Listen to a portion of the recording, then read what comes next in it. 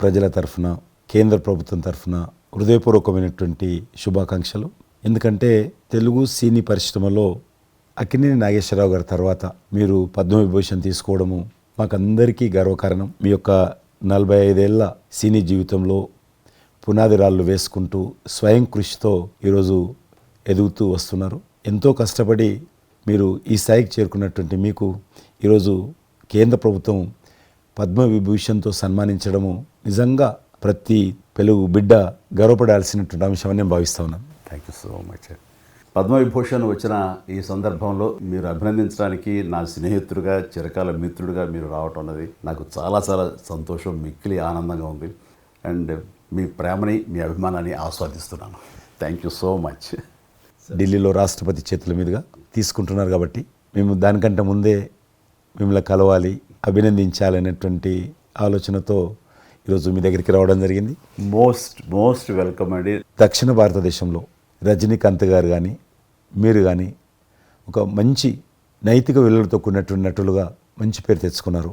అంతేకాకుండా మన తెలుగు ఇండస్ట్రీస్కి వచ్చినప్పుడు తెలుగు ఇండస్ట్రీలో అప్పుడప్పుడు అనేక రకాల సమస్యలు వస్తుంటాయి, క్రైసిస్ వస్తూ ఉన్నప్పుడు ప్రభుత్వంతో కానీ మీ నటుల మధ్యలో కానీ సినిమా ఇండస్ట్రీ మధ్యలో కానీ వచ్చినప్పుడు సీనియర్ నటుడిగా, మెగాస్టార్గా అందరినీ సమన్వయపరుస్తూ మరి ముందుకు తీసుకెళ్ళేటువంటి వారు.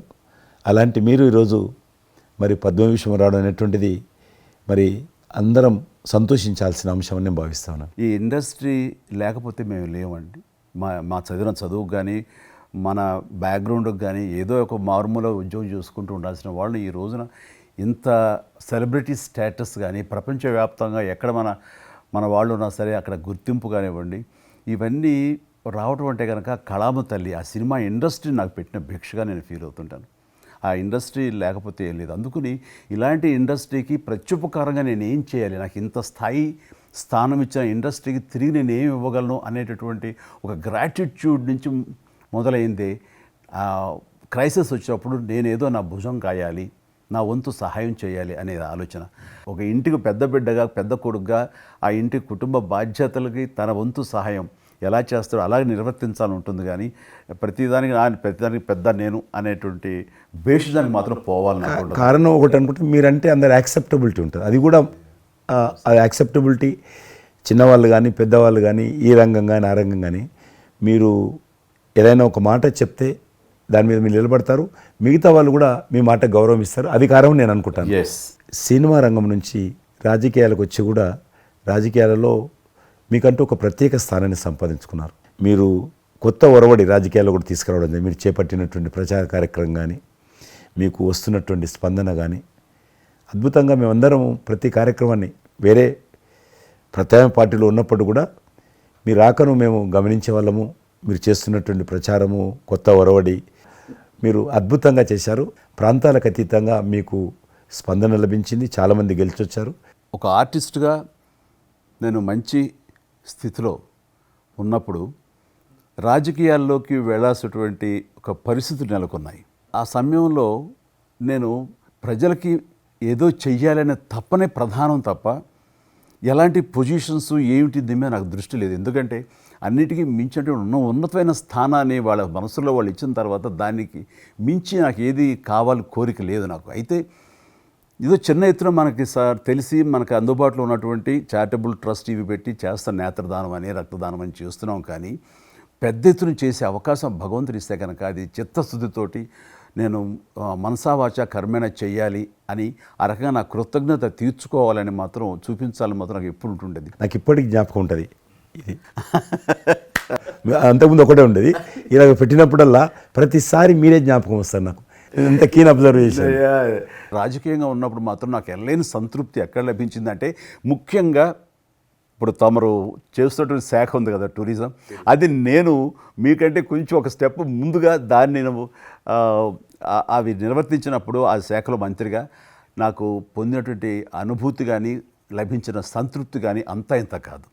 ఆ రకంగా మాత్రం రాజకీయాలకు వస్తే ఇంత చేయొచ్చా అనేది మాత్రం నాకు సుస్పష్టంగా నాకు అనుభవపూర్వకంగా తెలిసొచ్చింది మంత్రిగా ఉన్నప్పుడు టూరిజానికి. అది అలా అలా వెళ్ళి ఆఖరికి ఒక కల్నరీ ఇన్స్టిట్యూట్ అనేది నాకు అవకాశం తిరుపతిలో నేను వెళ్ళాను. అద్భుతమైనటువంటి ఇన్స్టిట్యూట్ అది. అంటే క్షమించాలి, అది ఇనిషియేట్ చేసి తీసుకురావడం వరకు నేను చేసి ఇంకా నేను ప్లానింగ్ అంతా మీరు ఉన్నప్పుడే జరిగింది. అంతా జరిగింది. రాబట్టడానికి ఎంత కృషి చేశానంటే అంతా ఇంత కాదు, అది మనకు రాకుండా పోయే పరిస్థితులు ఉన్నాయండి. ఆ టైం లోపల ఒక మినిస్టర్నా ఒక సూపర్ స్టార్నా అన్నీ పక్కన పెట్టేసి ఆ ప్లానింగ్ కమిషన్ చైర్మన్ ఉండేవారు మౌంటిగా అహ్లూవాలియా, ఆయన దీన్ని వద్దు, మనకి ఇది వైబుల్ కాదు, ఇది ఫీజిబుల్ కాదంటే కనుక కాదని ఆయన గుమ్మందరికి వెళ్ళిపోయి చేతులు కట్టుకుని ఇది ఓకే చేయండి సార్, దీని ఆవశ్యకత అంతా ఉందా కాదు, ఇండియాలో ఉన్నటువంటి ఎన్ని రకాల స్టేట్స్ ఎన్ని రకాల కల్చర్స్ ఉన్నాయో అన్ని రకాల వంటకాలు ఉండేటటువంటి దేశం మందే, అది నేర్పించే ఒక ఇన్స్టిట్యూషను ఈ రోజున మనకి కావాలి, అదే కల్నరీ ఇన్స్టిట్యూట్. అది మనకు వచ్చింది, దాన్ని మనం నిలబెట్టుకోవాలి, ఇది గొప్ప అవకాశం, ఎంతోమందికి ఉద్యోగం ఇవ్వటమే కాదు మన కల్చర్ని కూడా మనం నిలబెట్టడం అవుతామంటూ ఆయనతో పోరాడి కన్విన్స్ చేసి ఓకే చేసి ఇక్కడ రాష్ట్ర ప్రభుత్వం ఆ రోజున ఉన్నట్టు రాష్ట్ర ప్రభుత్వం ఒప్పించి రేణుగుంటలో 17 ఎకరాల దాకా చేయించి ఇంకా పెట్టేస్తున్నాం, ఇంకా మనం స్టోన్ వేస్తున్నాం ఇక్కడ అని అనుకున్న సమయంలో ఈ రాష్ట్ర విభజన సమయంలో నేను రిజిగ్నేషన్ టెండర్ చేసి వచ్చింది. అయితే ఫైల్స్ సంతకం అన్నీ అయిపోయినాయి. దాని తర్వాత ఇమ్మీడియట్గా వచ్చిన కేంద్ర ప్రభుత్వంగా మీరు దాన్ని ఇంప్లిమెంట్ చేసి ఈరోజు రేణుగుంటలో అది మీరు చాలా అద్భుతంగా ఉన్నదండి. ఇంకా దాన్ని ఈ మధ్యలోనే 2 రోజుల క్రితం ఈ మధ్య నేను మా సెక్రటరీని పంపించాను. మళ్ళీ దాన్ని ఇంకా రిక్రూట్మెంట్ కానీ ఇంకా రీడెవలప్మెంట్ కానీ ఇంకా ఏ రకంగా డెవలప్, ఇప్పుడు ఆల్రెడీ మేము ఎస్వి యూనివర్సిటీతో టైప్ చేసుకుంటున్నాము, టీటీడీ వాళ్ళతో టైప్ చేసుకుంటున్నాము, కొన్ని స్టార్ హోటల్స్తో టైప్ చేసుకుంటున్నాము. ఆ రకంగా ఇంకా మీరు ఏదైతే ఆలోచన ఉండనో మీ ఆలోచన ప్రకారం దాన్ని ముందుకు ముందుకు తీసుకెళ్తాం. మీరు రాజకీయాలు ఉన్నా సినిమా రంగంలో ఉన్నా కూడా కల్మషం లేనటువంటి వ్యక్తి అని నేను భావిస్తాను. ఎవరిని పల్లెత్తు మాట అన్నారు, ఇంట్లో అన్నారు అనుకుంటే బయట అన్నారు అనుకుంటాను. పార్టీ పెట్టినప్పుడు కూడా ఎవరన్నా అక్కడక్కడ రాజకీయంగా అన్నా కానీ మీరు వ్యక్తిగతంగా అందరూ గౌరవిస్తారు ఈరోజు ఏ పార్టీలు ఉన్నప్పుడు కూడా. నేను అది ముందస్తుగా చూసింది మీలో కిషన్ రెడ్డి గారు, మిమ్మల్ని మనస్ఫూర్తిగా చెప్తున్నాను. అసెంబ్లీలోకి నేను అడుగుపెట్టినప్పుడు నేను కొత్తవాడిని, నా వెనకాల ఆల్రెడీ ఒకసారి ఎమ్మెల్యేగా చేసి రెండోసారి ఎమ్మెల్యేగా ఉన్న కిషన్ రెడ్డి గారు నా పక్క సీట్లో ఉండేవారు. ఇటు పక్క ఇంకొకరు జయప్రకాష్ నారాయణ గారు, ఆయన ఇటు పక్క చంద్రబాబు నాయుడు గారు, మరో పక్కేమో వైఎస్ఆర్ అందరూ ఉండేవాళ్ళు. వీళ్ళందరూ మాట్లాడుతుంటే, వీళ్ళందరూ రాజకీయ ఉద్దండులు మాట్లాడుతుంటే అందరిని చూస్తుండేవాడిని. అక్కడ నాకు వచ్చిన షాక్ ఏంటంటే, ఫస్ట్ ఒకళ్ళు దుయ్యబెట్టుకుంటూ తిట్టుకుంటూ అసలు దుర్భాషలు ఆడుకుంటూ కొట్లాడుకునే పరిస్థితి వస్తూ ఇక ఫినిష్ అయిపోయింది, ఇక ఒకళ్ళు మాట్లాడుకోరు, ఇంకా వీళ్ళు దీర్ఘకాల శత్రువులు వీళ్ళు ఇంకా అనే ఫీలింగ్ వచ్చింది. ఇలా ఉంటుందా అనేది. బట్ దానికి విరుద్ధంగా నేను అసెంబ్లీ అయిపోగానే కారులో నడుచుకెళ్తుంటే ఎవరైతే ఇద్దరు తిట్టుకున్నారో ఒకరొకరు దూషించుకున్నారో వాళ్ళు భుజమే చేసుకుని ఏంది భయ్యా నువ్వు అలా అన్నావు, నువ్వు అనలేదు భయ్యా, అరే నా నాయకుడు చూస్తున్నాడు అనకపోతే బాగుండదని ఇట్లా అంటుంటే నాకు షాక్ తిన్నాను, చాలా ఆశ్చర్యపోయేవాడిని, ఇదే ఇలా ఉంటుందా. మీ సినిమా ఫీల్డ్ కంటే ఎక్కువ నటులు ఉంటారు, మీ సినిమా ఫీల్డ్ కంటే ఎక్కువ నటులు రాజకీయాల్లో ఉంటారేమో అలా అనిపిస్తుంది నాకు. అక్కడ అలాంటి పరిస్థితుల్లో ఒక నిబద్ధతతోటి ఇష్యూ బేస్డ్గా మాట్లాడుతూ తను అనుకున్నవి నిర్దిష్టంగా చెప్పగలిగేటటువంటి నాయకుల్లో మిమ్మల్ని అబ్జర్వ్ చేశాను. మీరు ఎక్కడ ఎవరిని దుర్భాషలాడటం నేను చూడలేదు, ఎవరిని పౌరుషంగా మాట్లాడటం చూడలేదు, ఎవరిని ఎద్దేవా చేయడం రెడిక్యూల్ చేయడం నేను చూడలేదు. మీరు ఎంతసేపు ఇష్యూ బేస్డ్గా మాట్లాడేవాళ్ళు, స్ట్రాంగ్ వాయిస్ చేసుకుని మీరు అనుకున్నది అది ఎంత కరెక్టు, ఎలా అన్యాయం జరుగుతుంది అని ఆ ప్రజలకి మద్దతుగా ప్రజల తరపున నిలబడి మాట్లాడిన నాయకుడిగానే మిమ్మల్ని చూశాను. నేను ఇప్పటికీ అలాగనే ఉన్నాను. అవును, మా పార్టీలో ఉన్న కొంతమంది కానీ బయట ఉన్నటువంటి వాళ్ళు కానీ కొంత మీడియా విలేకరులు కానీ నువ్వు ఆ రకంగా మెత్తగుంటే లాభం లేదు, ఇప్పుడు రాజకీయాలలో నువ్వు కూడా పరుషంగా మాట్లాడాలి, వ్యక్తులను చాలా గట్టిగా మాట్లాడాలి అంటారు. కానీ నేను అదే అంటాను, నేను ఇప్పుడు మారలేను, నాకు అవసరం కూడా లేదు, నేను ఇలానే ఉంటాను. నేను గతంలో ఏ రకమైనటువంటి వాజ్పేయి గారు, లాల్ కృష్ణ అద్వానీ గారు, మా తెలంగాణలో మా వి రామారావు గారు, వెంకయ్యనాయుడు గారు, దత్తాత్రేయ, ఇదంతా నాకు నేర్పారు వాళ్ళు. నేను చిన్నగా ఉన్నప్పుడు నా చేయి పట్టుకొని నడిపారు వాళ్ళు. కాబట్టి నేను ఏ రోజు కూడా చిన్న పొరపాటు చేయకూడదు అనేటువంటి దాంట్లో ఉన్నాను. నేను ఎప్పుడన్నా రాస్తారోకో చేసేవాళ్ళం. రాస్తారోకే మాకు వి రామారావు గారిని సిక్కిం గవర్నర్ ఉండే ఎమ్మెల్సీ, ఆయన వెంటనే ఫోన్ చేసేవాడు, నువ్వు ఎక్కడన్నా పోతున్నప్పుడు ఎవరన్నా రాస్తారోకే చేస్తే ఒక 2-3 గంటలు ట్రాఫిక్ జామ్ అయితే నీకెంత బాధ అవుతుంది. కాబట్టి నువ్వు రాజకీయ నాయకుడు అయినంత మాత్రాన రోడ్డు ఆపేసి ప్రజలను ఇబ్బంది పెడితే ప్రజలకు మేలు చేయాలనుకుంటున్నావా, ప్రజలు ఇబ్బంది పెట్టాలనుకుంటున్నావా, ఈ రకంగా ప్రశ్నించేవాడు. నేను ఎవరైనా ముఖ్యమంత్రులది దిష్టిబొమ్మ తగలబెడితే ముఖ్యమంత్రి తగలబెట్టొద్దు, కావాలంటే గవర్నమెంట్ తగలబెట్టు, వ్యక్తి ఆ రకం చిన్న చిన్న విషయాలు నాకు ఫ్యాంటాస్టిక్ సార్. ఈ రోజుల్లో ఎంతమంది ఇలా ఆలోచించే నాయకులు ఉన్నారు, ఎంతమంది స్టేట్స్మెన్లు ఈ రకమైన సలహా ఆ తర్వాత వచ్చే యంగ్ నాయకులకి సలహా ఇచ్చేవాళ్ళు ఉన్నారు. అవన్నీ కరువడిపోతున్నాయి. ఇవన్నీ కూడా చరిత్రలో జరిగేవంట అనే స్థితిలాగా ఉంది మీలాంటి వాళ్ళు లేకపోతే కనుక. ఈరోజు మనము స్వాతంత్రం వచ్చి 75 సంవత్సరాలు అయింది. ఈ 75 సంవత్సరాల్లో మనం అనేక రకాలుగా అభివృద్ధి చేసుకున్నాము, ప్రాజెక్టులు కట్టుకున్నాము, ముందుకెళ్ళాము, కొంత మెరుగైనటువంటి పరిస్థితి వచ్చింది. కానీ మన తర్వాత వచ్చినటువంటి స్వాతంత్రం వచ్చినటువంటి దేశాలు కూడా డెవలప్డ్ కంట్రీగా ఎమర్జ్ అయినాయి. మనం ఇంకా డెవలపింగ్ కంట్రీ, అభివృద్ధి చెందిన దేశంగా ఎదగలేదు.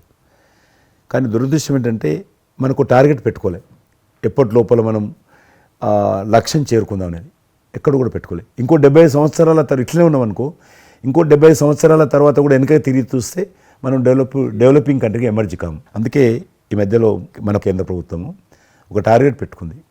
ఇప్పుడు కమింగ్ 25 years ప్రపంచంలో అత్యధికమైనటువంటి యూత్ పాపులేషన్ ఇండియాలో ఉంటుంది. ఎగ్జాక్ట్లీ. కాబట్టి ఈ 25 years అమృతకాలం అంటారు దీన్ని. ఎగ్జాక్ట్లీ. ప్రధానమంత్రి కూడా అప్పుడప్పుడు అంటుంటారు ఇది అమృతకాలం. కాబట్టి ఈ 25 years మన యూత్ కానీ ప్రతి ఒక్క ఫీల్డ్ కానీ మనము ఇప్పుడు సినిమా ఫీల్డ్ అందుకు సినిమా ఫీల్డ్ 2047లో ఏ రకంగా ఉండాలి, ప్రపంచాన్ని ఏ రకంగా డామినేట్ చేయాలి, అగ్రికల్చర్ ఏ రకంగా డామినేట్ చేయాలి, ఇండస్ట్రీ ఏ రకంగా డామినేట్ చేయాలి, ఎన్జిఓస్ ఏ రకంగా పనిచేయాలి, ఆర్థిక వ్యవస్థ ఏ రకంగా ఉండాలి, ఆ రకంగా ఎవరికి వారు 140 కోట్ల మంది మనం అనుకొని 2047 లోపల 100 సంవత్సరాల స్వాతంత్ర పండుగ జరుపుకుంటాము. ఆ రోజుకు మనం అభివృద్ధి చెందిన దేశంగా ఎదగాలి. ఇంకొక మాట అంటారు ప్రధానమంత్రి గారు, అప్పుడు ఏ పార్టీ ఉంటుందో అధికారం మనకు అనవసరం. అప్పుడు ఎర్రకోట నుంచి ఏ ప్రధానమంత్రి ఏ వ్యక్తి జాతీయ పతాకం ఆవిష్కరిస్తారో మనకు సంబంధం లేదు, ఎవరైనా ప్రజలు అనుకుంటారు. కానీ ఆ రోజుకు మన దేశం ప్రపంచంలో డెవలప్డ్ కంట్రీ స్థాయికి ఎదిగి 3, 4, 5 ఉంటే అట్లో మన దేశం ఉండాలనేది అని ఈరోజు మనం అందరం ఒక లక్ష్యంగా పెట్టుకొని ముందుకెళ్తే యూత్ ఏదైతే అంటున్నారో మీరు, ఆ యూత్ కూడా మరి వాళ్ళ జీవితం సాఫల్యం చెందినట్టు అవుతుంది. ఇప్పుడు డెవలప్డ్ కంట్రీస్లో మనది ఆర్థికంగా చూసుకుంటే కనుక ఆర్థిక వ్యవస్థగా మనది 5వ కంట్రీగా డెవలప్ అయింది. లార్జెస్ట్ ఎకానమీ ఈ మధ్య కాలంలో, ఈ మధ్య సంవత్సరాల్లో, ఒక దశాబ్ద కాలం లోపల. ఇప్పుడు వచ్చే 5 సంవత్సరాల్లో మనం థర్డ్ ప్లేస్ చేరుతాం. ఇప్పుడు యూకే లాంటి మనల్ని పరిపాలించి మన ఆక్రమించుకొని పరిపాలించినటువంటి బ్రిటన్ కూడా వెనకకి నెట్టేసి 5వ స్థానానికి వచ్చేసి వచ్చేటువంటి 5 సంవత్సరాల్లో ఖచ్చితంగా మనం 3వ స్థానంలోకి లార్జెస్ట్ ఎకానమీ కంట్రీగా మనం ఎమర్జ్ అవుతాం. 100%. అవన్నీ ఇప్పుడు జరుగుతున్నటువంటి ఈ యొక్క డెవలప్మెంట్స్, ఈ ఆర్థిక సంస్కరణలు ఇవన్నీ చూస్తుంటే ఖచ్చితంగా ఆ రోజు ఎంతో దూరం లేదు మీరు చెప్పినట్లుగా. మీ తెలిసి ఈ మధ్యలో G20 సమావేశాలు నిర్వహించినప్పుడు నేను మీతోటే మాట్లాడాను. శ్రీనగర్ అంటే ఎట్లా ఉండనో పరిస్థితి తెలుసు. ఈ టూరిజం మినిస్ట్రీకి 4 మీటింగ్లు అవుతాయి. ఒక మీటింగ్ అక్కడ పెట్టాలని నిర్ణయించుకున్నప్పుడు ప్రధానమంత్రి అన్నారు, సినిమా ఫీల్డ్ మీద చర్చించండి, ఎందుకంటే సినిమా ఫీల్డ్ ఎక్కువగా షూటింగ్లు చేసేవాళ్ళు. మేము చిన్నగా ఉన్నప్పుడు జమ్మూ కాశ్మీర్ వెళ్ళలేదు ఎవరం కూడా, కానీ దేశంలో ఉన్నటువంటి కోట్లాది మంది కాశ్మీర్ అందాలను చూశారు సినిమాల కారణంగా. ఎవరు పోలేదు అక్కడికి, కానీ చూశారు. కాబట్టి ఆ సినిమా ఫీల్డ్కి సంబంధించినటువంటి సెషన్ పెట్టాలి మీరని చెప్పి ప్రధానమంత్రి గారు చెప్పి ఆయన ఆదేశించిన తర్వాత ఈ సినిమా ఫీల్డ్కి సంబంధించి అన్ని దేశాలకు సంబంధించినటువంటి ప్రముఖులందరినీ కూడా ఆహ్వానించాం. అప్పుడు మేము మీటింగ్ పెట్టాలంటే పాకిస్తాన్ అన్ని దేశాలకు లెటర్స్ రాసింది, చైనా లెటర్స్ రాసింది, టెర్రరిస్ట్ ఆర్గనైజేషన్స్ అన్నీ కూడా హెచ్చరించాయి. జమ్మూ కాశ్మీర్కి వస్తే Kashmir is a disputed place అది, కాబట్టి ఎవరు రావద్దు, వస్తే మాత్రము ఏమైనా అవుతే మాకు సంబంధం లేదని పాకిస్తాన్ కూడా అందరూ హెచ్చరించారు. బట్ ప్రైమ్ మినిస్టర్ చెప్పాడు, ఎట్టి పరిస్థితుల్లో మీటింగ్ పెట్టి తీరాలి, నువ్వు నాకు అనవసరం, నీకేం కావాలో నేను అన్ని ఏర్పాటు చేస్తాను. ఆ తర్వాత నేను మీతో మాట్లాడి ఆ రోజు అప్పుడే కాశ్మీరు అనగానే మీరు కాశ్మీరు లోయల్లో కన్యాకుమారి ఇలాంటి సాంగ్స్ ఎన్నో మాకు గుర్తుకొచ్చినాయి. అలాంటిది మళ్ళీ మీరు మీ పార్టిసిపేషను ఉంటే బాగుంటుంది అనుకున్నప్పుడు ఆ టైంలో నేను రాలేని పరిస్థితిలో రామ్ చరణ్ వస్తే బాగుంటుంది, అతను ట్రిపుల్ సినిమా ఆస్కార్ అవార్డు తోటి తను మంచి ఆస్కార్ అవార్డు వచ్చింది, బాగుంటుంది ప్రధానమంత్రి గారు చెప్పాను. అప్పుడు అందరూ ఫారినర్స్ డెలిగేట్స్ అందరూ కూడా ఏ సినిమా సాంగ్ అది నాటు సినిమా డాన్స్ చేశారు అక్కడ. ఎవరు మన కొరియన్ మినిస్టర్.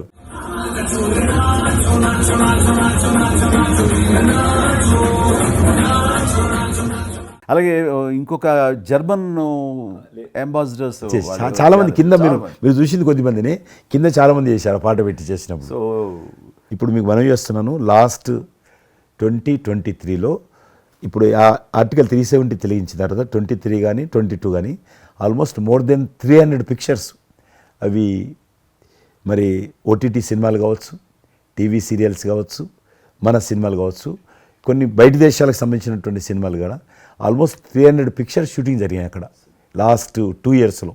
మళ్ళీ తిరిగి మీ ప్రభావంతో ఆయన నరేంద్ర మోడీ గారి చొరవతోటి ఇలాగా G20 కల్చర్ ముఖ్యంగా టూరిజం సంబంధించి సినిమాలను ఎంకరేజ్ చేస్తూ మీరు తీసుకున్న చొరవ, అందులో రామ్ చరణ్కి మీరు ఇచ్చేటువంటి ప్రాధాన్యత ఇవన్నీ కలిపినప్పుడు ఫస్ట్ నా వైఫ్ తన ఫ్రెండ్స్ తోటి ఎక్కడికి వెళదాం ఈ హాలిడే అంటే వాళ్ళ ఫ్రెండ్స్ అందరూ కలిపి కాశ్మీర్కి వెళ్ళారు. అన్నిటికీ మించి మన భారత జాతీయ జెండా ఆడుతున్నారు. మీకు తెలుసలేదు, మా పార్టీ తరఫున మాకు మురళీ మనోహర్ జోషి గారు ఉండేవారు, పార్టీ అధ్యక్షుడు అద్వానీ గారి తర్వాత. ఆయన కన్యాకుమారి నుంచి కాశ్మీర్ వరకు యాత్ర తీసాం మేము. ఏంటో తెలుసా డిమాండ్, అక్కడ శ్రీనగర్లో జాతీయ పతాకం ఎగరడం, దానికోసం ఉద్యమం చూడండి, ఒక జెండా ఎగరడం కోసం. ఆడికి మిలిటరీ మధ్యలో పోలీస్ ఫైరింగ్ల మధ్యలో ఒక జెండా మేము జమ్మూ కాశ్మీర్ కానీ ఆపేశారు మమ్మల్ని. అక్కడ నుంచి మిలిటరీ విమానంలో తీసుకుపోయి ఆయన ఒక్కరిని అక్కడ జెండా ఎగిరినట్టు చేసి మనం తీసుకొచ్చారు. దల్ లేక్ అని ఉంది అక్కడ, ఉన్నది కదా. మొన్న 15th ఆగస్ట్, ఇంతకుముందు 15th ఆగస్ట్ ఏదైతే మనము 70 సంవత్సరాల పండుగ జరుపుకున్నాము, 50,000 మంది అమ్మాయిలు అబ్బాయిలు స్కూల్ పిల్లలు అందరూ చేతులలో 3 రంగుల పతాకాలు పట్టుకొని దల్ లేక్ చుట్టూ ఊరేగింపు చేశారు. అది మార్పు.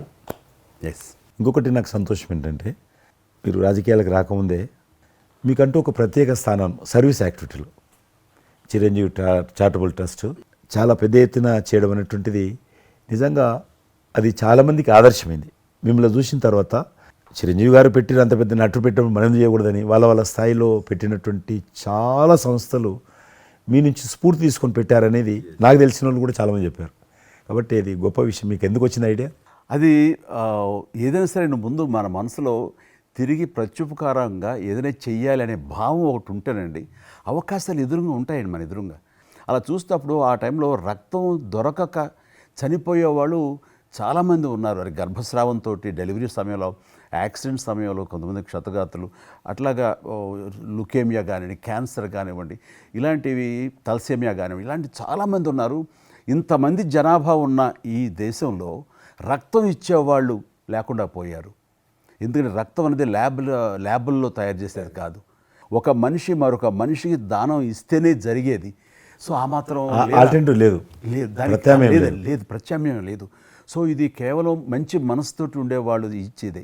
వాళ్ళు మోటివేట్ చేయాలంటూ నేను ఏం చేస్తానంటే, నా ఫ్యాన్స్ని ఫస్ట్ మోటివేట్ చేద్దామని దీని ఆవశ్యకత చెప్పడం కోసంగా షార్ట్ ఫిల్మ్స్ కానివ్వండి, ఎక్కడ పెడితే అక్కడ నేను ఇవ్వటం మొదలుపెట్టేసరికి ఈ రోజున రక్తం ఇవ్వటం కోసంగా ముమ్మరంగా ముందుకు రాగలుగుతున్నారు అంటే దాన్ని ఇనిషియేట్ చేసింది, దానికి ముందస్తుగా దాన్ని మోటివేట్ చేసింది నేను అని చెప్పుకోవడానికి నాకు గొప్ప విషయం అండి. కానీ మీరు ఒక ఉద్యమంలాగా తయారు చేశారు దాన్ని, ఒక మూమెంట్ లాగా తయారు చేసి మిషన్కి hats off to my fans and motivate అయిన ధర్మాత్ములు, మంచి మనసు ఉన్న వాళ్ళు ఎంతోమంది ముందుకు వచ్చారు. వాళ్ళందరికీ కూడా ఈ సందర్భంగా చేతులెత్తి నమస్కరిస్తాను. ఇక్కడ మీ గురించి నేను ఇంకోటి విన్నాను, మీరు ఏదైతే నా సేవా కార్యక్రమాల గురించి మీరు ప్రస్తావించారో అదే సమయంలో నేను కోవిడ్లో కూడా నేను కొంచెం యాక్టివ్గా ఉండి మా కార్మికులకి సంబంధించి 3 నెలల పాటు 4 నెలల పాటు నా మిత్రుల సహకారంతో నేను కొంత అమౌంట్ తోటి సినిమా ఫీల్డ్లో పనిచేస్తున్నటువంటి దాదాపు ఆఫీస్ బాయ్ నుంచి మొదలు పెడితే టెక్నీషియన్స్ వరకు కూడా మీరు చాలా పెద్ద ఎత్తున 10,000 మందికి నేను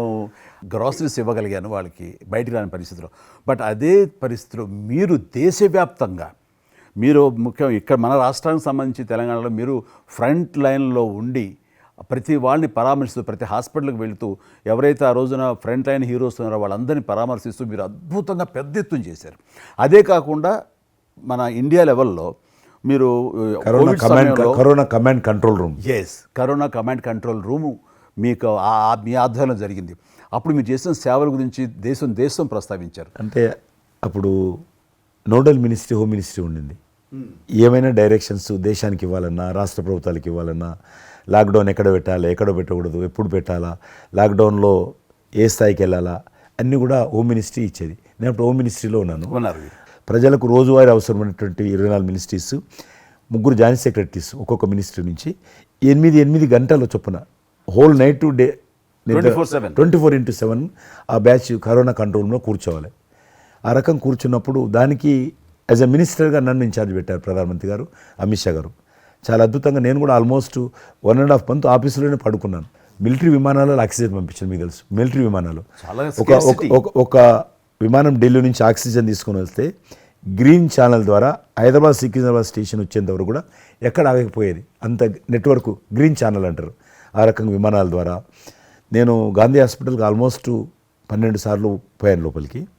ఎవరైతే వెంటిలేటర్ మీద పేషెంట్స్ ఉంటారో నేను బుక్ ఒకటి ప్రింట్ చేశాను. వెంటిలేటర్ మీద పేషెంట్ దగ్గరగా మాట్లాడాను. దేవుడి మీద భారం వేసి తిరిగాను. ఆ రకంగా ఎందుకు వెళ్ళానంటే ఏదో పబ్లిసిటీ కోసం కాదు. డాక్టర్లు పనిచేస్తున్నారు, ఆడ నర్సులు పనిచేస్తున్నారు, మోరల్ సపోర్ట్ ఇవ్వడం కోసం. ఆడ శానిటేషన్ సిబ్బంది పనిచేస్తారు, క్లీన్ చేయడం. వాళ్ళు పనిచేస్తున్నప్పుడు మనం వాళ్ళని గాలికి వదిలేసి మీరు పని చేయండి, మేము రాజకీయ నాయకులము, మేము ఇళ్ళల్లో ఉంటాము, మేము రాము అని కూడా దాన్ని బట్టి నేను లోకల్గా ప్రజాప్రతినిధిని, ఎంపీని అని చెప్పి మా ఇంట్లో భయపడుతున్నా, అందరూ భయపడుతున్నా, ప్రెస్ వాళ్ళందరూ వచ్చేవాళ్ళు. ప్రెస్ వాళ్ళందరినీ గేట్ కాడ బయట మెయిన్ గేట్ కాడ ఆపాడు. ఇక నేను పోయేవాడిని, మొత్తం చూసేవాడిని. ఆ సూపరింటెండెంట్ కూడా నాతో పాటు లోపలికి వచ్చేవాడు ధైర్యం చేసి నేను వెళ్ళినప్పుడు. ఆ రకంగా పూజారులు ఉంటారు దేవాలయాలలో. పూజారులు కూడా చాలా పేదవాళ్ళు ఉంటారు, మీకు తెలుసు. వాళ్ళకు దేవాలయాన్ని క్లోజ్ అయినాయి కదా, ఆ టైంలో పూజారులు అందరికీ గ్రాసరీస్ పంపించడము, మీలాంటి వాళ్ళ దగ్గర పెద్దవాళ్ళ దగ్గర సాయం తీసుకొని మా కార్యకర్తలకు పంపించడము, పోలీస్ స్టేషన్లో పోలీసుకు పంపించడము, హోంగార్డ్స్ పంపించడము. ఈ రకంగా నేను కూడా కొద్దిగా గొప్ప చేశాను. ఇక్కడ మా వాళ్ళతోటి కలిసి నా కాన్స్టిట్యున్సీ చూసి ఈవెన్ నా పార్టీలో ఉన్నటువంటి నాకు పనిచేసినటువంటి పేద కుటుంబాల కార్యకర్తలకు కూడా గ్రాసరీస్ పంపించాను నేను. ఆ రకంగా కూడా వర్కౌట్ చేశాను. మీ కుటుంబంలో కూడా చాలామంది మీకు బంధువులు సినిమాలు వచ్చారు. అందులో ఇద్దరు ప్రముఖంగా మీ అబ్బాయి చరణ్ గారు కావచ్చు, మీ సోదరుడు పవన్ కళ్యాణ్ గారు కావచ్చు. వాళ్ళిద్దరిట్లో మీకు నచ్చిన సినిమా ఏముంటుంది?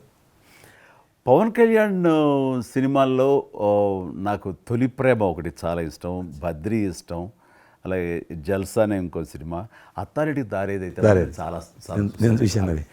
అవి తను చేసినవి సినిమాలైనా అన్నీ కూడాను అద్భుతమైన సినిమాలు, 1-2 తప్ప. అండ్ చరణ్ రెండో సినిమా మగధీర నభూత నా భవిష్యత్. మీరు అసెంబ్లీలో నాకు వచ్చి చెప్పారు, ఏది మగధీర రిలీజ్ అయిన రోజు ఉన్నారు మీరు, జ్ఞాపకం ఉందో లేదో మీకు? కరెక్టే కదా, మీరు షేర్ చేశారు. చాలా బాగా నడుస్తుంది మా అబ్బాయిది, మంచి అదే టైంలో మీరు అసెంబ్లీలో కూడా చెప్పారు మాకు, మామూలుగా మాట్లాడుతున్నారు, మగధీర చాలా అద్భుతంగా వచ్చింది చిరంజీవి అని. మీరు ఎంత సంతోషపడిపోయారో. మీకు రాజకీయంగా మీ తదనంతరం లేదా మీతో పాటు మీ బంధుగణంలో కానీ మీ బంధువులో కానీ మీరు ఎంకరేజ్ చేసిన మీ శిష్య వర్గంలో కానీ ఎవరైనా ఉన్నారా? అంటే నేను మా కుటుంబం నుంచి ఎవరిని ప్రోత్సహించలేను. ఎవరన్నా ఇష్టం ఉంటే వాళ్ళు రావాలి ఫ్యూచర్లో, నేను ప్రోత్సహించలే ఎవరిని కూడా. నాకు పార్టీలో గ్రూప్ అంటూ లేదు, అందరూ పార్టీ కార్యకర్తలందరూ నా గ్రూపే, పార్టీయే నా జెండా. ఆ రకంగా నేను ఎవరిని వ్యక్తిగతంగా నా మనిషిని ప్రోత్సహించుకోవడము లేకపోతే మా కుటుంబ సభ్యులను ప్రోత్సహించడం అనేటువంటిది, ఎవరైనా రాజకీయాలు అంటే వాళ్ళ స్వేచ్ఛ, మనం బలవంతంగా తీసుకొచ్చి నిలబెట్టారు అనేది నేను జనాలు కూడా అనుకోలేదు ఇప్పటివరకు అయితే. ఈ ఫ్యూచర్ ఏమైతే చెప్పలేను ఇప్పటికైతే. మీరు ఒక గ్రూపు, నా కార్యకర్తలు నా గ్రూప్ అని మీరు అంటే నాకు ఒక విజువల్, ఒక ఫోటోగ్రాఫ్ గుర్తుకొస్తుంది. మీరు వైట్ హౌస్ ముందు మీరు కొంతమంది కార్యకర్తలు అలా ఉన్నారు, కానీ వాళ్ళు నిశ్చితంగా చూస్తే నరేంద్ర మోడీ గారు ఉన్నారు ఆ టైం లోపల. మీకు అప్పటి నుంచి కూడా నరేంద్ర మోడీ గారితో సత్సంబంధాలు ఉండేవా? అద్వానీ గారు ప్రెసిడెంట్ ఉన్నప్పుడు 1994లో నేను అప్పుడు యూత్ వింగ్లో పనిచేస్తున్నాను. American council of young political leaders, అది యుఎస్ గవర్నమెంట్ ఏజెన్సీ. వాళ్ళు ఏం చేసేవాళ్ళంటే కొన్ని ముఖ్యమైనటువంటి దేశాల నుంచి అప్పుడప్పుడు యూత్ డెలిగేషన్, పొలిటికల్ పార్టీకి సంబంధించినటువంటి యూత్ డెలిగేషన్, యంగ్ లీడర్స్ అంటారు, యంగ్ లీడర్స్ని పిలిచి మా దేశం ఏ రకంగా అభివృద్ధి చెందుతుందో మీరందరూ చూసి మీరు మీ దేశాల్లో మాకు దేశం గురించి ప్రచారం చేయాలి, వాళ్ళ కాన్సెప్ట్ అది. అద్వానీ గారు 3 సెలెక్ట్ చేశారు. నన్ను హైదరాబాద్ నుంచి, తెలంగాణ ఉమ్మడి రాష్ట్రం ఆంధ్రప్రదేశ్ నుంచి, కర్ణాటక నుంచి అనంత్ కుమార్ అని చనిపోయారు, మినిస్టర్ ఉండేవారు, సివిల్ ఏవియేషన్ మినిస్టర్ ఉండేవాడు, కల్చర్ మినిస్టర్, ఆయన చనిపోయారు మధ్యలోనే. అక్కడ గుజరాత్లో ఆర్గని పార్టీకి సెక్రటరీ ఉండేవాడు నరేంద్ర మోడీ గారు, అప్పుడు మినిస్టర్ కాదు ఇంకా మా 3 సెలెక్ట్ చేసి ఢిల్లీకి పిలిచి ఇట్లా మీరు పార్టీ తరఫున పోవాలి అని చెప్పి, నన్ను కూడా నువ్వు పోవాలన్నప్పుడు నాకు పాస్పోర్ట్ లేదు, నాకు చాలా చిన్న ఏజీ, ఫ్లైట్లో మొదటిసారి పోయినా నేను, తొందర రమ్మంటే మా పార్టీ ఫ్లైట్ టికెట్ ఇస్తే పోయాను. మాట్లాడినాక వారు చెప్పారు మీరు ముగ్గురు అని కూర్చున్నాక ఇంటి ముందోటి కటింగ్ షాప్ ఉంది. నరేంద్ర మోడీ గారి గడ్డ ఉంది, నాకు గడ్డ ఉంది చిన్నోని, మీరు ఇద్దరు క్లీన్ షేవింగ్ చేసుకురా అన్నాడు. నరేంద్ర మోడీ ఇంటి మా అమ్మ పోయిన క్లీన్ నాకు చూపించాలన్నాడు. మళ్ళీ వచ్చి మళ్ళీ పోయి క్లీన్ షేవింగ్ చేసుకొని నరేంద్ర మోడీ గారు మేము ఇద్దరం, ఎందుకనంటే అయినా మీరు పార్టీ రిప్రజెంట్ చేయడం లేదు, మీరు ఇండియాని రిప్రజెంట్ చేస్తున్నారు, టైంకి రావాలా, టైం పోవాలని చెప్పి మమ్మల్ని పంపించిన తర్వాత నరేంద్ర మోడీ గారు మీరు చూడండి ఆ ఫోటోలో ఆయన సంఖ్య ఒక బ్యాగ్ ఉంటుంది. ఆ బ్యాగులో పుస్తకము పెన్ ఉంటుంది. మేము రాజులాగా పుస్తకం లేదు, పెన్ లేదు, మేము పోతుంటే అందులో భాగంగానే వైట్ హౌస్ లోపల రాణించేవాళ్ళు చాలా దూరంకి వెళ్ళి, కానీ చూపించేవాళ్ళు బయట ఉండే కొంత అమెరికా ఇది వైట్ హౌస్ అక్కడ కనిపిస్తుంది, అందులో అది ప్రెసిడెంట్ రూము, ఇక్కడ కనిపిస్తుంది కిచెను, ఇది కాన్ఫరెన్స్ హాలు. బయట నుంచి అందరు చెప్పేటప్పుడు చాలామంది ఉండేవాళ్ళు. అదే నేను చూసి గైడర్స్ టూరిస్ట్ గైడ్స్ ఉంటారు కదా, వాళ్ళు చాలామంది అక్కడ పోతే చెప్పేవాళ్ళు. ఆ రకంగా అక్కడ దిగినటువంటి ఫోటో అది. ఎందుకు రిలీజ్ చేశానంటే ప్రధానమంత్రి గారు అయిన తర్వాత నాకు ఫోన్ చేశాడు, కిషన్ ఏమన్నా మీ దగ్గర ఫోటోలు ఉన్నాయా? ఆయన దగ్గర లేవు పాపం. ఓకే, నాకు ఫోన్ చేశాడు. నేను ఎమ్మెల్యే క్వార్టర్స్లో అవన్నీ ఫోటోలు తీసినాక ఇంత కట్ట ఉండే కానీ అన్నీ అంటుకొని ఒకటి మనకు తెలియదు కదా, మొత్తం పాడిపోయినాయి. 8 ఫోటోలు దొరికినాయి. అందులో ఏదో ఒకటి దొరికింది, బోటు థమ్స్అప్ తాగుతూ, అప్పుడు థమ్స్అప్ తాగొద్దని కూడా తెలియదు, ఇది మల్టీనేషనల్ కంపెనీ అటువంటి ఏం లేదు అప్పుడు. బోట్ నడిపిస్తున్న ఫోటో ఇవన్నీ కూడా కొన్ని దొరికితే పంపించాను. ఆయన ఏ వైట్ హౌస్ ముందు అయితే నేను ఫోటో దిగాను గేట్ కాడ, ఈరోజు అదే వైట్ హౌస్ ఆహ్వానం మేరకు వైట్ హౌస్ లోపలికి వెళ్తున్నానని ఆ ఫోటో రిలీజ్ చేశాడు. Excellent experience. ప్రైమ్ మినిస్టర్ ఆ ఫోటో అప్పుడు బయటకు ఆ ఫోటో బయటకు వచ్చింది. ఆ రోజు ప్రైమ్ మినిస్టర్ గారు అయిన తర్వాత అమెరికాకి వెళ్తున్న రోజు రిలీజ్ చేసిన ఫోటో అది. మీరు మాకు ఒక మాట ఇచ్చారు, మీరు మన ఆఫీస్ ఏదైతుందో టూరిజం ఆఫీసు ఢిల్లీలో నేను వస్తాను, మన ఇద్దరం ఒకసారి ఎందామని అన్నారు. కానీ మీ ఒత్తిడి కారణంగా మన ఒత్తిడి కారణంగా జరగలేదు. ఇంకా అది రేపు ఎలక్షన్స్ తర్వాత మళ్ళీ అది చెప్పలేము కాబట్టి అది నేను చెప్తున్నాను, మీరు అక్కడే ఉంటాను, వస్తాను. అది కాకుండా మీరు నాకు ఇంకా జ్ఞాపకం, ఆఫీస్లో ఉన్నప్పుడు నాకు గర్వం ఫీల్ అవుతాను. ఎందుకంటే మీరు పెట్టిపోయినటువంటి ఫోటోలు, ఇండియాకి సంబంధించినటువంటి టూరిజం డెస్టినేషన్ యొక్క ఫోటోస్ ఏవైతున్నాయో అవి ఇంకా ఆ రకంగానే ఉన్నాయి. నేను అడిగాను ఎవరు పెట్టారంటే చిరంజీవి గారు పెట్టారంటారు. డ్రైవర్ కూడా మీకైతే డ్రైవర్ ఉండను, అతను ఇప్పుడు నా దగ్గర ఉన్నాడు, రణధీర్. మీకు చెప్తుంటారు సార్, మై చిరంజీవి సాబ్ కभी మై సాబ్ డ్రైవర్ మై చలాయితా ఉనకా గాడి ఢిల్లీ మే అది ఆప్కు మే చలా రూమ్ సాప్ అంటాడు. ఇంకా ఉన్నాడు పాపం. చాలా సీనియర్ అండి అతను, చాలా మంచివాడు. మన ఉమ్మడి ఆంధ్రప్రదేశ్ ఉన్నప్పుడు మనం ఇండియాలోనే మనమే ఆరోగ్యశ్రీని ప్రారంభించామన్నది నాకు తెలిసినటువంటి వాస్తవం. ఆ తర్వాత మిగతా రాష్ట్రాలు కూడా వ్యాపించింది అనేది చాలా ఇది. అలాంటి ఆరోగ్యశ్రీకి కిషన్ రెడ్డి గారే ఆద్యులు, అంకురార్పణ చేసిన వాళ్ళు అని బయట బాగా వినికిడి ఉంది. ఆ తర్వాత ప్రభుత్వాలు పికప్ చేసాయి. అది ఎందుకు, ఎలాగా, అది మీరు ఎట్లా ఇనిషియేట్ చేశారు ఆరోగ్యశ్రీ అనేది? 2004 నేను ఎమ్మెల్యే అయినప్పుడు పేరున్న మందకృష్ణ మాదిక్ గారు, ఆయన వాళ్ళకి సంబంధించినటువంటి ఎస్సీ వర్గీకరణ మీద పోరాటం చేస్తూనే సామాజిక సమస్యల మీద కూడా పోరాటం చేసేవారు. దివ్యాంగులకు పెన్షన్ పెంచాలని ఆయన తిరుగుతున్నప్పుడు ఈ అనేక జిల్లాలలో గుండె జబ్బులు ఉన్నటువంటి పిల్లలు జన్మించేవాళ్ళు. వాళ్ళకు ఆ రోజు ఒక ఆపరేషన్ చేయాలంటే 10 లక్షలు, 12 లక్షలు, 13 లక్షలు అయ్యేది. పేదవాళ్ళకి అది అవకాశం ఉండేది కాదు. చాలామంది చనిపోయేవాళ్ళు కూడా. అప్పుడు రాజశేఖర రెడ్డి గారు ముఖ్యమంత్రిగా ఉన్నారు. మేము ట్యాంక్ బండ్ కింద అంబేద్కర్ భవన్ ఉంది, అక్కడ మీటింగ్ పెట్టుకున్నాము. ఒక 3000 మంది పసిపిల్లలు వాళ్ళ తల్లిదండ్రులు వచ్చారు. మీటింగ్ అయినాక ఆ మీటింగ్లోనే ఒక అబ్బాయి చనిపోయాడు. ఇప్పుడు ఏం చేయాలి? సేమ్ అబ్బాయి వచ్చాడు, చిన్న పసిబాబు అందే వచ్చాడు, అబ్బాయి చనిపోయాడు. మేము ఏం చేసినాం, నేను మందకృష్ణ గారు కలిసి, నేను కూడా ఉద్యమానికి వెళ్ళాను. ఆ అబ్బాయి డెడ్ బాడీ పట్టుకొని అంబేద్కర్ ట్యాంక్ బండ్ నుంచి అంబేద్కర్ విగ్రహం దగ్గరకు వచ్చాం. మాతో పాటు ఆ పసిపిల్లలందరినీ తీసుకొచ్చాం. 3000 మంది పసిపిల్లలు. అంబేద్కర్ ట్యాంక్ బండ్ దగ్గర అంబేద్కర్ విగ్రహం మొత్తం ఆ పిల్లలు వాళ్ళ తల్లిదండ్రులు కూర్చున్నాం, డెడ్ బాడీ పెట్టుకొని కూర్చున్నాం.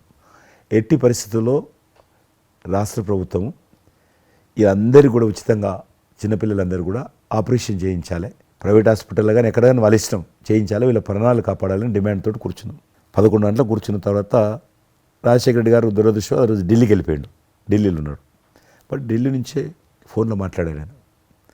మాట్లాడి నేను తర్వాత ఆలోచిస్తాం, మీరు అట్లా చేయొద్దు, ఎందుకంటే మమ్మల్ని లాఠీ చేయడానికి వీలేదు, పసిపిల్లలు, గుండె జబ్బులు ఉన్న పిల్లలు, మమ్మల్ని నెట్టేయడానికి వీలేదు పోలీసులో కూడా విచిత్రమైన పరిస్థితి, ఆందోళన, ఉద్యమం చేస్తున్నాం మేము, చాలా డెడ్ బాడీ పెట్టుకొని ఉన్నాం, ఏం చేయాలో పోలీసులకు తోచది. ముఖ్యమంత్రి గారు అన్నప్పుడు రాజశేఖర్ గారు మా మెడ మీద కత్తి పెట్టి మీరు ఈ రకంగా దబాయిస్తున్నారు, ఏమని అనుకోండి సార్, మీరు కృష్ణ గారు చాలా గట్టిగా ఉన్నారు, ఏమని అనుకోండి, మీరు ఎట్టి పరిస్థితుల్లో ఇది చేయాలని చెప్పి మేమిద్దరం కదలలే.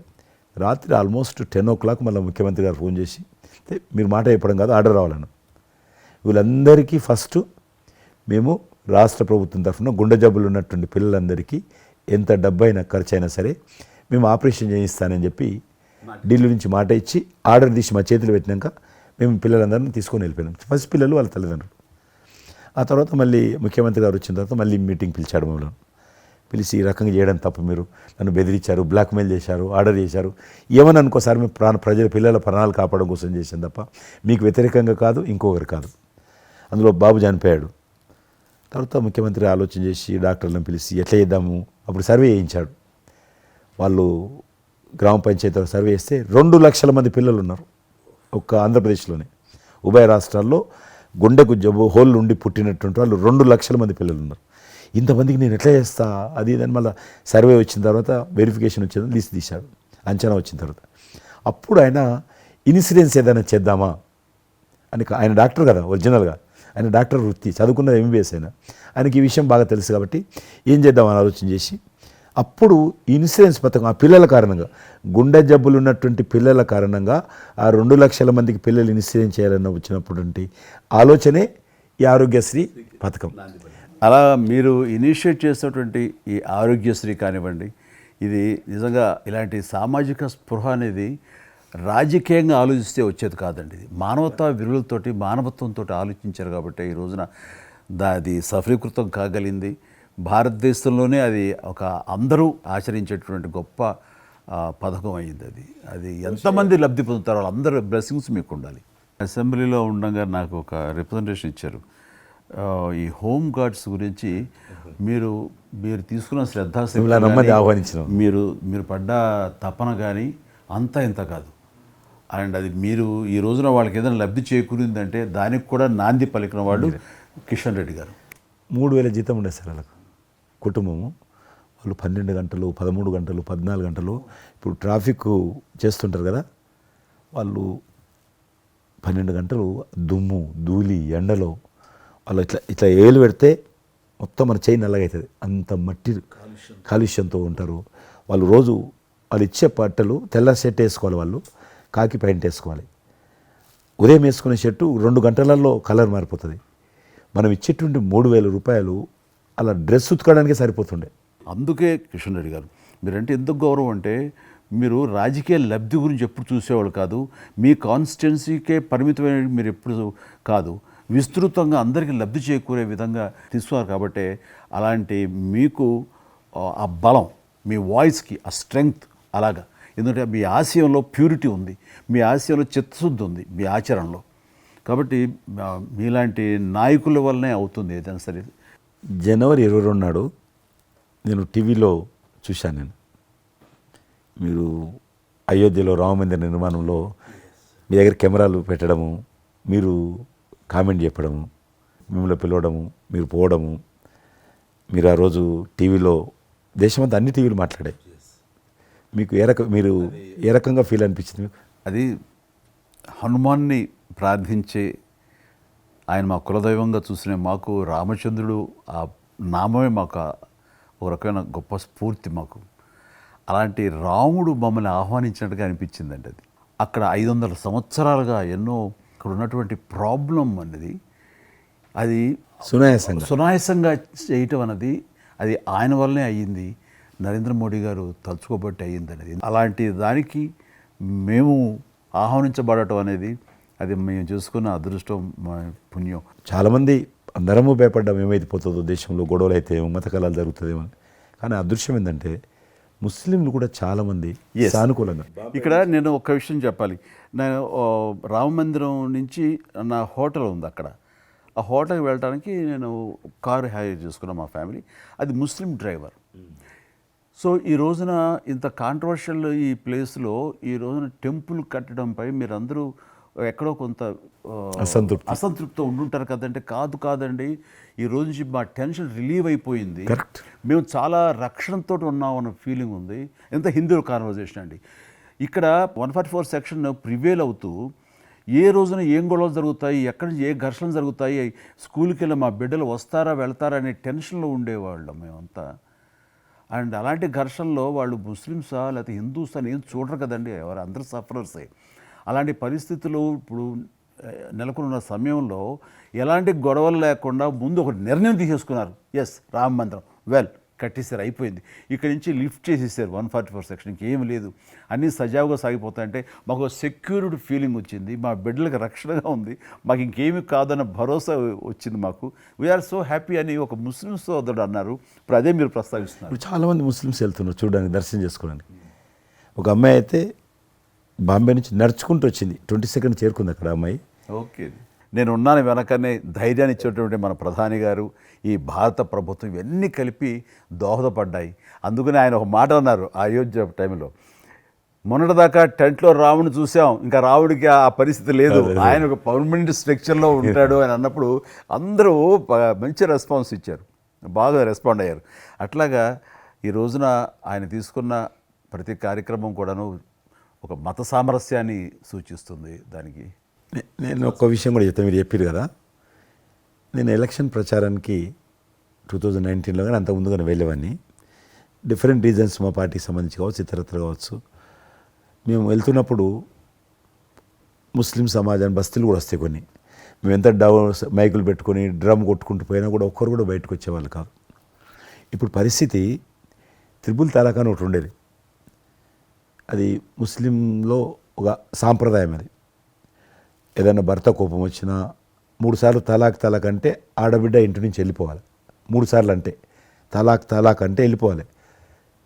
అయితే దాన్ని మోడీ గారు త్రిపుల్ తలాక్ సిస్టాన్ని చట్టం చేసి ఇది చేయడానికి వీల్లేదు, ముస్లిం మహిళలకు కూడా హక్కులు ఉంటాయి అని చెప్పి ఆయన చేశాడు. అప్పుడు కూడా చాలామంది భయపెట్టించారు, మత కళాలు జరుగుతాయి, అట్లా వేయొద్దు, నువ్వు ముస్లిం పర్సనల్ విషయాల్లో మీరు జోక్యం చేసుకుంటున్నారంటే ఆయన చాలా వివరంగా చెప్పాడు. ఈరోజు నువ్వు ఒక భర్తగా నీ భార్యకు తలాక్ అని ఇచ్చేసి పంపించేస్తున్నావు, రేపు నువ్వు తండ్రి అవుతావు, తండ్రి అయిన తర్వాత కూడా మీ అల్లుడు నీ కూతురుకు తలాక్ తాగని విడాకులు ఇచ్చి పంపిస్తే అప్పుడు నువ్వు ఎంత బాధపడతావు. కాబట్టి ఏ తండ్రి అయినా సరే అట్లా ఉంటుంది. కాబట్టి ఇది ఈ రకమైనటువంటి ఉండకూడదని చెప్పి ఆయన త్రిపుల్ తలాక్ రద్దు చేస్తే, నేను ప్రచారానికి వెళ్తున్నప్పుడు అంతకుముందు బయటకు వచ్చేవాళ్ళు కాదు. ఉదాహరణకు నేను ఇట్లా పోతున్నాను అనుకోని, రోడ్డు రథం మీద నేను పోతుంటే ఇటు సైడ్ నుంచి ఒక ముస్లిం అలా భార్యను కూర్చొని పెట్టుకొని మోటార్ సైకిల్ మీద నడుపుకుంటూ వచ్చేవాడు. ఇప్పుడు ఏం చేస్తున్నంటే భర్తకు చూడకుండా వెనుకున్నటువంటి భార్య పరద లేపి ఇట్లా నాకు ఊపుతున్నది. ఇది నేనే సాక్ష్యం, అంత మార్పు వచ్చింది. కర్టన్స్ ఓపెన్ చేసి బస్తీలలో ఇండ్ల ముందుకు వెళ్తుంటే ముస్లిం ఆడబిడ్డలు వచ్చి, మాతృమూర్తులు వచ్చి, తల్లులు వచ్చి చేతులు ఊపుతున్నారంటే నిజంగా సంతోషం. అంటే ఆడబిడ్డలో 10 కోట్ల మంది ముస్లిం ఆడబిడ్డలు ఉంటారు దేశంలో, కానీ అది రావడంతో వాళ్ళకు ధైర్యం వచ్చింది, వ్యతిరేకత లేకుండా ఏ ప్రొటెస్ట్ లేదు. అదే ఫస్ట్ ఆఫ్ ఆల్ విజయం. కాబట్టి ఈరోజు ఆ రకంగా మీరు చెప్పిన దాన్ని బట్టి వాతావరణం మార్పు వచ్చింది. ఈరోజు మత కళాలు లేవు, కర్ఫ్యూలు లేవు. హైదరాబాద్లో ఎన్ని గొడవలు జరుగుతుండే, ఒక్క గొడవ లేదు అక్కడ. బాంబేలో, యూపీలో ఎక్కడ చూసినా మత కళాలు ఉండేది. ఈరోజు ఆల్మోస్ట్ 98% కమ్యూనల్ క్లాసెస్ అయిపోయినాయి. ఎక్కడ కూడా కర్ఫ్యూ అనే లేదు. దేశంలో ఎక్కడో దగ్గర కొన్ని నగరాలలో కర్ఫ్యూ ఉంటుండేది, కొన్ని నగరాల్లో మత కళాలు జరుగుతుండేది. ఎక్కడో ఒక దగ్గర యూపీలోను, మధ్యప్రదేశ్లోను, మహారాష్ట్రను, ఇప్పుడు బీహార్లోను ఎక్కడ వింటలేదు, ఎక్కడ లేదు. ఈవెన్ జమ్మూ కాశ్మీర్ లాంటి రాష్ట్రంలో కూడా 144 సెక్షన్ లేనటువంటి పరిస్థితి ఉన్నది. మీరు వేయించాలంటే అద్భుతంగా ఉంది మాట. అది నరేంద్ర మోడీ గారు చాలా విజనరీగా ఆ రకంగా చేశారు. చాలా సంతోషం కృష్ణారెడ్డి గారు. మీరు నన్ను అభినందించడానికి అవార్డు తీసుకుంటున్న సమయంలో ఆ పురస్కరించుకుని మీరు వచ్చినందుకు, నన్ను అభినందించినందుకు ధన్యవాదాలు తెలియజేస్తూ, మీతో ఇంతసేపు సంభాషించడంలో ఎన్నెన్నో విషయాలు తెలుసుకున్నాను, నాకు అనుభవపూర్వకంగా తెలిసినవి మీతో పంచుకున్నాను. అండ్ మీలాంటి నాయకులు రావాలి, ఉండాలి, మరి ఎంతోమందికి ఇన్స్పిరేషన్గా ఉండాలి. మీ ఆశయాలు, మీ ఆచరణలు, మీ సమస్య పరిష్కార మార్గాలు, అలాగే మీ నాయకుల యొక్క ఆయన ఆశయాలు, ఆయన యొక్క మార్గదర్శకంగా మీ ముందుండి మిమ్మల్ని ముందు నడిపించే విధంగా, తద్వారా అందరూ కలిసి భారతదేశాన్ని మీరు చెప్తున్నట్టుగా అభివృద్ధి చెందిన దేశాల్లో ఒక దేశంగా పెట్టే స్థితికి మనం వెళ్ళాలనే ఆశాభావం మీ అందరితో పాటు నాకు ఉంది. అండ్ మరొకసారి మీకు ధన్యవాదాలు. తప్పకుండా మీరు జీవితంలో ఇంకా మరెన్నో మెట్లెక్కాలి, ఇంకా మీకు మంచి భవిష్యత్తు ఉంది. ఇటు సినిమా రంగానికి సేవ చేయాలి, అటు సమాజంలో కూడా సేవ చేసేటువంటి అనేక రకాల, సమాజం అంటే ఒక రాజకీయాలే కాదు, అనేక రకాలుగా మీరు చేస్తూ ఉన్నారు ఇప్పటికీ. కాబట్టి రేపు భగవంతుడు ఏం చేస్తారు ఎవరి చేతుల్లో లేదు.